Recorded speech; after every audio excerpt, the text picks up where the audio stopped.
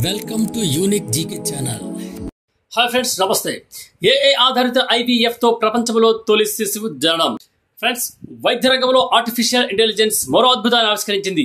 మెక్సికోలో 40 ఏళ్ల మహిళా కృత్రిమ మేధస్సు ఆధారిత ఇన్ విట్రో ఫెర్టిలైజేషన్ అనగా IVF విధానం ద్వారా 12 మగ శిశువుకు జన్మనిచ్చింది. ఇది ప్రపంచ వైద్య చరిత్రలో ఒక మైలురాయిగా నిలిచింది. ఈ విధానంలో IVF కు సంబంధించిన 23 దశలను మానవ ప్రమేయం లేకుండా పూర్తిగా కృత్రిమ మేధస్సు రోబోటిక్స్ సహాయంతోనే నిర్వహించడం విశేషం. అయితే ఈ IVF లో కొత్త యుగం ఏంటంటే ఇన్ విట్రో ఫెర్టిలైజేషన్ అనేది సంతానలేమి సమస్యలను అధిగమించడానికి ఉపయోగించే ఒక అధునాతమైనటువంటి వైద్య విధానం అని చెప్పవచ్చు. ఈ ప్రక్రియలో అండం వీర్య కణాన్ని శరీరం వెలుపల ఒక ప్రయోగశాలలో సంయోగం చేసి ఏర్పడిన భ్రూణాన్ని తల్లి గర్భాశయంలో అమర్చుతారు. ఆ తదుపరి సాంప్రదాయకంగా ఈ ప్రక్రియలో ఎంతో నైపుణ్యం కలిగినటువంటి ఎంబ్రియాలజిస్టులు వీర్యకణ ఎంపిక, అండంలోకి ఇంజెక్షన్ వంటి దశలను మానవీయంగా నిర్వహిస్తారు.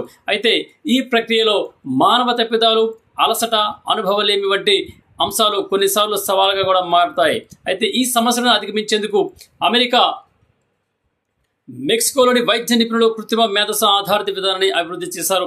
ఈ కొత్త విధానంలో వీర్యకణ ఎంపిక నుంచి అండంలోకి ఇంజెక్షన్ వరకు అన్ని దశలను AI సాంకేతికత, రోబోటిక్స్ నిర్వహించాయి. అయితే ఈ విధానం ఇంట్రాసైటోప్లాస్మిక్ స్పెర్మ్ ఇంజెక్షన్ ICSI. ఈ విధానం ఇంట్రాసైటోప్లాస్మిక్ స్పెర్మ్ ఇంజెక్షన్ ప్రక్రియను పూర్తిగా మన ప్రమేయం లేకుండా చేసింది. అయితే ఇది భవిష్యత్తుకు వరంగా కూడా చెప్పవచ్చు. ఈ విజయం IVF రంగంలో ఒక కొత్త యుగానికి నాంది పలికింది. కృత్రిమ మేధస్సు ద్వారా IVF ప్రక్రియలో మరింత సరళీకృతం కావడంతో ఈ చికిత్స ఖర్చు తగ్గి అందరికీ అందుబాటులోకి వచ్చే అవకాశం ఉంది. ఈ విధానం ద్వారా సంతానలేమి సమస్యలను అధిగమించేందుకు ఎక్కువ మంది జంటలకు సహాయం అందుతుందని ఆశాభావం వ్యక్తమవుతుంది. అదే సమయంలో ఈ సాంకేతికత విస్తృత వినియోగంలో కొన్ని సవాళ్లు కూడా ఉన్నాయి. AI ఆధారిత వైద్య విధానంలో నైతిక, చట్టపరమైన ప్రశ్నలను కూడా లేవనెత్తుతాయి. ఈ సాంకేతికత దుర్వినియోగం కాకుండా సరైన నియంత్రణలతో, కంట్రోలింగ్తో దీనిని అమలు చేయడం చాలా ముఖ్యమైనది.